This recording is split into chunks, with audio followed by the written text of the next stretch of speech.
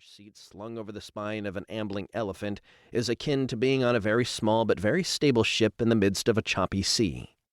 There is more pitching than rolling, complicated by the fact that another rider is seated in close proximity to you on the other side of the perambulating pachyderm, while the guiding mahout straddles the animal's neck, sans saddle, or any other tack. I thought it would be like riding a horse. It's not. Horses jolt and jounce you, elephants don't. Horses have style. Elephants have mass. We were patrolling the vast, hilly, uninhabited forest of Kanha National Park. Located in the eastern state of Madhya Pradesh, the nearly 800-square-mile Kanha has a reputation as the best-managed national park in India and forms the core of the Kanha Tiger Reserve.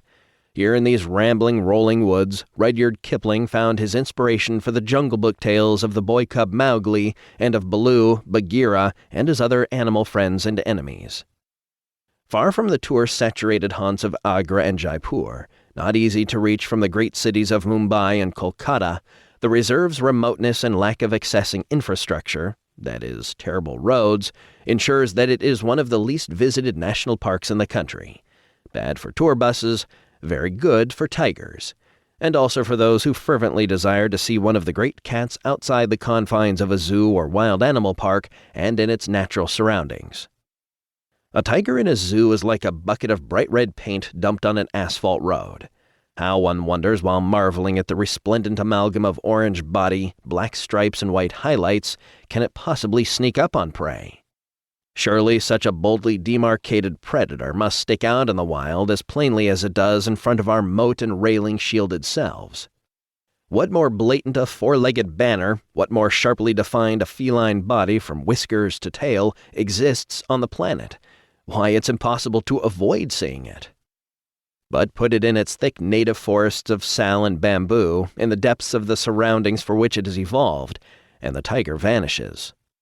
Hundreds of pounds of carnivorous cat become as difficult to see as a dispersing wisp of orange smoke. The tiger does not dwell in the dark, steaming greenhouse of cheap jungle films. It thrives in dry woods of brown and yellow, of broken patterns and shattered shade, where tree blends into bush, bush into rock, and rock into shadow. You can gaze directly at one of the great meat-eaters from a short distance away, and still not see it. The tiger is patient. The tiger knows how to wait. Nature does not make mistakes when she is handing out camouflage. It had been a fine, lazy morning, replete with sightings of creatures as common as the crow and as rare as the jungle cat.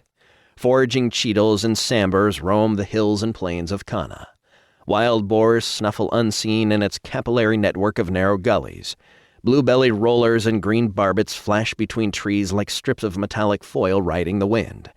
Gowers, a kind of wild cattle, loll near small streams or in mud wallows. The distinctive call of the muntjac or barking deer crackles through the forest. Most impressively, Kanha is where the Barasingas have made their last stand. From a single surviving group of 66, the Kanha herd of these striking swamp deer now numbers in the hundreds, a rare success story in a world of declining species and shrinking habitat. Lulled into a semi-somnambulistic state by the heat and steady monotonous plodding of our patient elephant, I didn't see the tiger until our excited mahout quietly pointed it out, and then I had to look twice.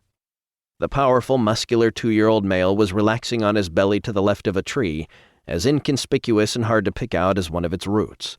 He was not trying to hide. He didn't have to try. Nature took care of that for him.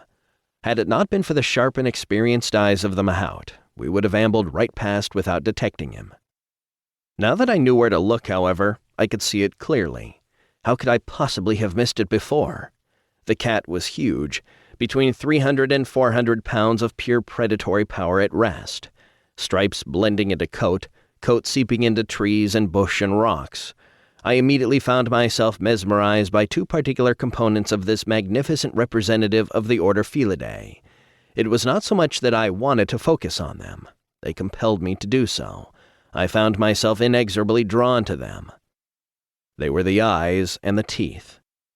At the moment, the eyes were inclined upward, tracking the arc of a bird perhaps, or checking some suggestive rustling in the branches overhead.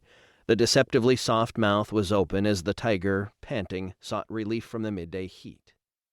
exposed. To keep listening to this audiobook, I've left you a link in the description so you can do it at no cost thanks to Audible's 30-day free trial.